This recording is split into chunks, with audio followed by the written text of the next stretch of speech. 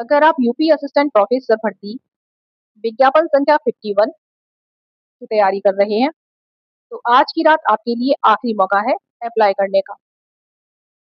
आज यानी 20 जुलाई को आवेदन का पोर्टल बंद कर दिया जाएगा, लेकिन सिर्फ फॉर्म भरने से बात नहीं बनेगी, क्योंकि आयोग ने एग्जाम का पूरा सिलेबस ही चेंज कर दिया है।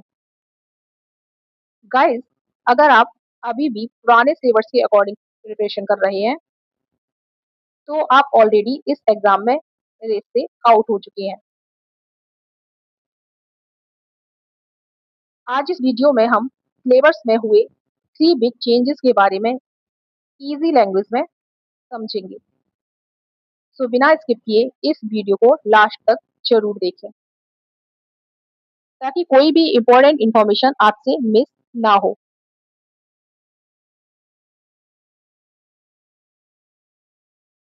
आगे बढ़ने से पहले एक जरूरी अलर्ट।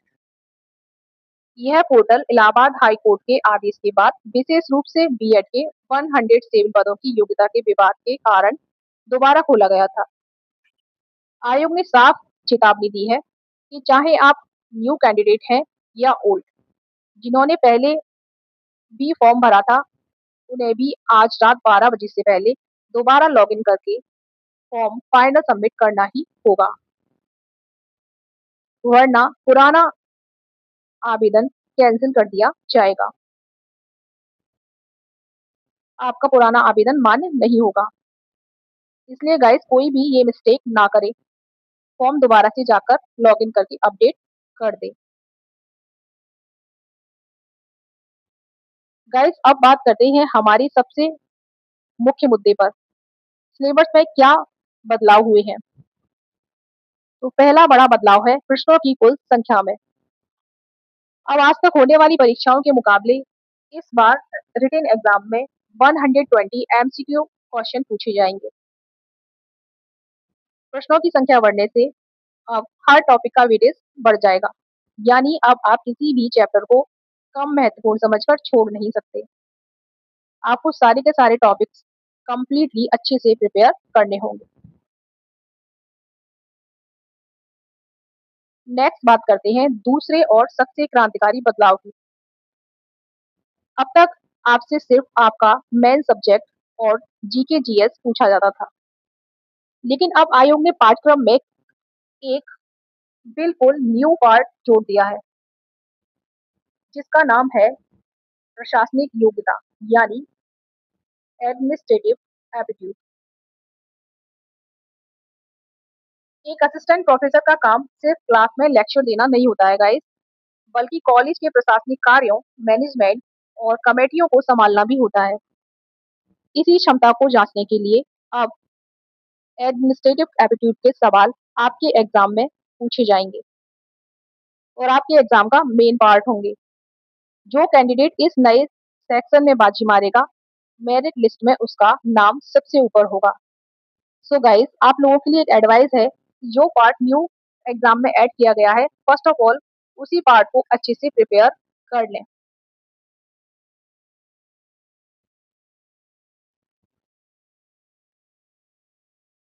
एंड अब बात करते हैं तीसरा बड़ा बदलाव, जिसमें आपका मेन सब्जेक्ट में चेंज हुआ है। गाइस, आपका सब्जेक्ट जो भी हो, हिंदी, इतिहास, भूगोल या बीएड, आयोग ने पारंपरिक और पुराने हो चुके कई उप विषयों को सिलेबस से स्किप कर दिया है, मतलब हटा दिया है, और उन्हें रिप्लेस करके उनकी जगह राष्ट्रीय शिक्षा नीति, डिजिटल टीचिंग टूल्स, आधुनिक रिसर्च मेथोडोलॉजी और समकालीन मुद्दों को अनिवार्य रूप से जोड़ दिया गया है।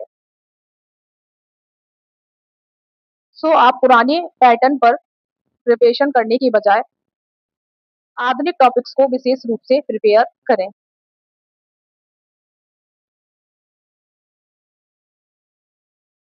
एंड अब बात करते हैं लास्ट टॉपिक पर।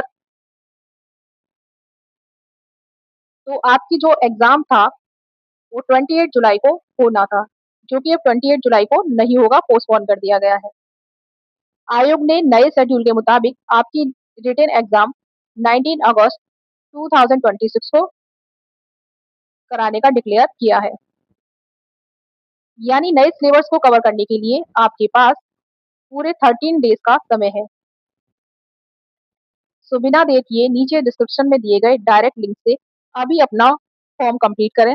अगर आप अपने किसी खास विषय का नया सिलेबस डिटेल में चाहते हैं तो मुझे कमेंट बॉक्स में सब्जेक्ट का नाम लिखकर बताएं।